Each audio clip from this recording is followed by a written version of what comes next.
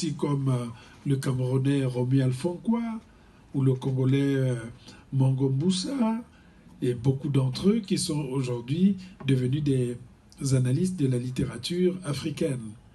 Et jusqu'alors, c'est vrai que j'écrivais des romans, je faisais des essais, je faisais des cours au Collège de France sur toujours la question africaine. Et me lancer dans le documentaire était quelque chose d'inédit. C'est vrai que j'ai fait à gauche et à droite parfois des retouches dans certains films pour les dialogues à gauche et à droite. J'ai écrit ou réécrit des choses des gens qui étaient dans le cinéma. J'ai fait des choses avec Boucharef, etc., etc. Avec, on a souligné tout à l'heure le film Elle a déjà tes yeux, voilà, dans ce sens. Et j'ai même, dans ce sens, été le président du comité de la diversité du Centre national du cinéma français, du CNA, pendant 2 ans, jusque pendant la Covid. Et j'ai financé des films comme celui des Zadie qui est dans le film là. C'était quoi le titre d'ailleurs?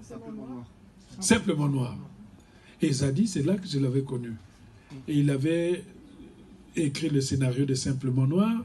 Il avait besoin d'argent pour faire le film.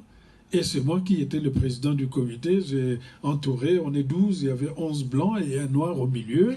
Et donc lui, il ne savait même pas. Donc quand il est rentré, je ne savais, j'ai dit, mais qui? Il arrivait comme un type dépenaillé, parce que les autres arrivaient costume, cravate, l'air d'enterrement, donc parce que l'air était grave. Ils venaient demander, je veux 100 000, je veux 200 000, je veux 300 000. Et en France, quand on demande 300 000, il faut mettre la cravate.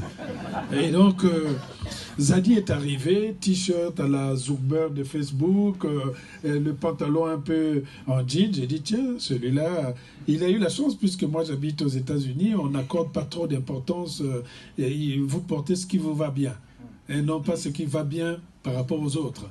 Et donc, il rentre, il s'assoit.